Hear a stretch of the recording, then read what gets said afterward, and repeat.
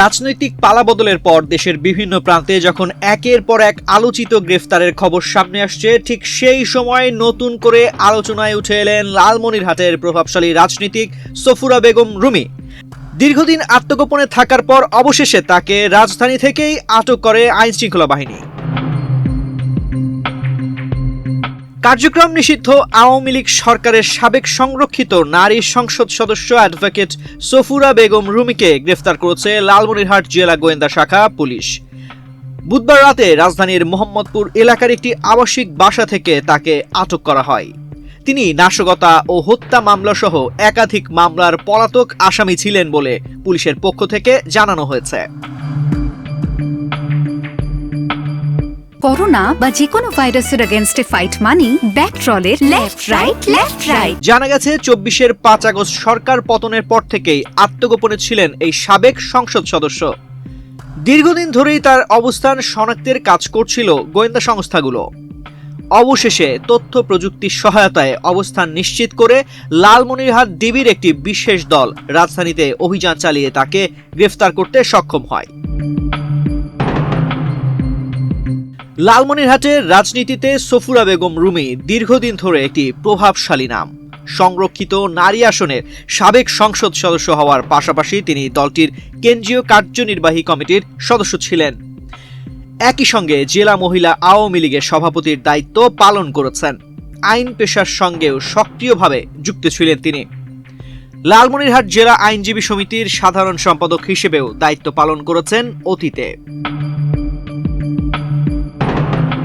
লালমনিরহাট জেলা গোয়েন্দা পুলিশের ভারপ্রাপ্ত কর্মকর্তা সাদ আহমেদ গ্রেফতারের বিষয়টি নিশ্চিত করে জানিয়েছেন, আত্মগোপনে থাকায় বিশেষ অভিযান চালিয়ে তাকে রাজধানী থেকে গ্রেফতার করা হয়েছে। তার বিরুদ্ধে দায়ের হওয়া মামলাগুলোর প্রক্রিয়া এগিয়ে নিতে পরবর্তী আইনগত ব্যবস্থা গ্রহণ করা হচ্ছে। এদিকে সংশ্লিষ্ট আইন শৃঙ্খলা বাহিনীর কর্মকর্তারা ইঙ্গিত দিয়েছেন, সাম্প্রতিক রাজনৈতিক সহিংসতা ও নাশকতার ঘটনাগুলোকে ঘিরে আরও বেশ কয়েকজন গুরুত্বপূর্ণ ব্যক্তিকে নজরদারিতে রাখা হয়েছে। রংপুরে বৈষম্য বিরোধী ছাত্র আন্দোলনে মাহমুদুল হান্নান নামের এক ব্যক্তি নিহত হওয়ার ঘটনায় সাবেক সমাজ কল্যাণ মন্ত্রী মোহাম্মদ নুরুজ্জামান, সাবেক স্থানীয় সরকার, পল্লী উন্নয়ন ও সমবায় প্রতিমন্ত্রী মশিউর রহমান রাঙ্গা সহ 128 জনের বিরুদ্ধে মামলা দায়ের করা হয়। গত বছরের 30 আগস্ট বিকেলে রংপুর মেট্রোপলিটন ম্যাজিস্ট্রেট কোতোয়ালি আমলি আদালতে মামলাটি করেন মাহমুদুলের বাবা আব্দুল মজিদ।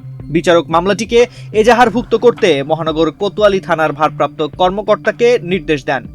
মামলার অন্য আসামিদের মধ্যে রয়েছেন লালমনিরহাট 1 আসনের সাবেক সংসদ সদস্য মোতাহার হোসেন, লালমনিরহাট 3 আসনের সাবেক সংসদ সদস্য মতিয়ার রহমান, লালমনিরহাট 3 সাবেক সংরক্ষিত নারী সংসদ সদস্য সফুরা খাতুন, রংপুর 2 আসনের সাবেক সংসদ সদস্য আহসানুল হক চৌধুরী, রংপুরের বদরগঞ্জ পৌরসভার সাবেক মেয়র টুটুল চৌধুরী, রংপুরের বদরগঞ্জ উপজেলা পরিষদের সাবেক চেয়ারম্যান ফজলে রাব্বি, রংপুর মহানগর আওয়ামী লীগের সাবেক সাধারণ সম্পাদক তুষার কান্তি মণ্ডল।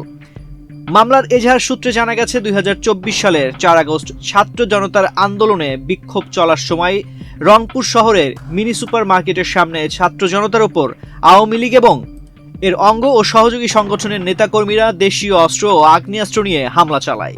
ওই দিন বাবা আব্দুল মজিদকে দুপুরের খাবার দিতে গেলে হামলাকারীরা মাহমুদুল হাসান মুন্নাকে লাঠিসোঁটা, দেশীয় অস্ত্র দিয়ে পিটিয়ে ও কুপিয়ে গুরুতর আহত করে। পরে রংপুর মেডিকেল কলেজ হাসপাতালে নেওয়া হলে তাকে মৃত ঘোষণা করেন চিকিৎসক। তানজির রহমান, বাংলাদেশ প্রতিদিন।